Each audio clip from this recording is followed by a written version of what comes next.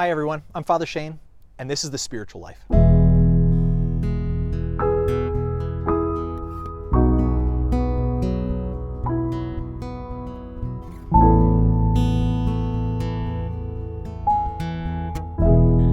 want you to cast your minds back for a moment on the day that you got your last new phone. Do you remember that day? That glorious day when what you held in your hand wasn't the mangled, disastrous version of a phone that you've got now, but a beautiful new phone. You probably tore into the packaging, you got stuck right in, and what did you want to do? You wanted to explore all of its different features. But before you got there, you had to go through all of these slides, these different introductory slides that taught you how to find your contact list or how to use your camera. And you were thinking to yourself, what is this? Why do I need to go there? You try to skip through them as quickly as you could. Those slides are not for you. Those slides are for old people, right? Your grandparents, me. That's who needs those slides, right? People who don't know phones. They're not sure how to use them or the different features that they have. You grew up with that. You know phones like the back of your hand. Everything there is to know about phones, you've got it down. But for us, people who aren't as used to them and don't know much about the features, the different characteristics, how expensive a piece of equipment it is, those introductory slides are essential. You might know everything there is to know about phones, but let me ask you this. How much do you know about your soul? We don't think about our souls an awful lot.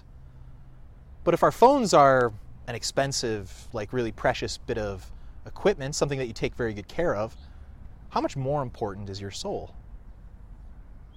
What I want is, in these few videos, to give you the introductory slides to your soul. This is going to tell you the basic features of your soul, the different the ways that your soul works properly, the things that your soul needs to grow, and also the things that you need to avoid in order to not to damage this most precious thing. So, here's where we'll begin. If you wanted to know about a car, you go to a mechanic. If you wanted to know a little bit more about your dog and what is going on with your dog, you go to a vet. If you want to know about your soul or about the spiritual life, you go to the experts, who are the saints. Saint Teresa of Avila said that your soul is nothing, the soul specifically of a just person, is nothing less than a most beautiful paradise. The soul that you have, when we are living as we ought to, is nothing less than a most beautiful paradise. I love that image. I think it's so fantastic. I think it's great because it tells us some things about our soul. The first thing that it tells us about our soul is that our soul is beautiful. When we hear that beautiful paradise, a most beautiful paradise, we should think of maybe Eden, right? The Garden of Eden. We should think of maybe the most beautiful parts of our planet. Think for a moment with me. Think about the most amazing mountain ranges. Think about the rainforests, all full of life, teeming and buzzing and everything that kind of exists there. Think about the oceans and all the creatures that you have in there and how rich and amazing that they are, right? What you're looking at is you're thinking about all of this creation. Your soul, the spiritual principle within you, that's what the Catechism says, your innermost aspect, and that which makes you most like God. Your soul is like a beautiful paradise when you are living with God and when you're living as God intends you to.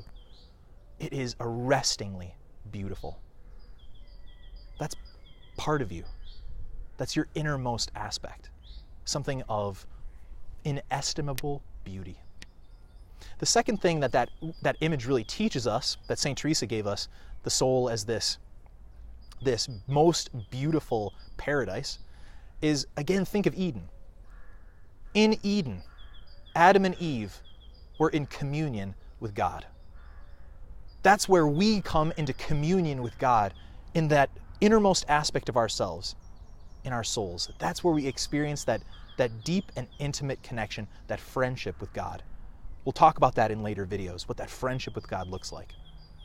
The last thing, that beautiful image, your soul as like a most beautiful paradise, what it teaches us is that, again, like Eden, our soul has to be protected.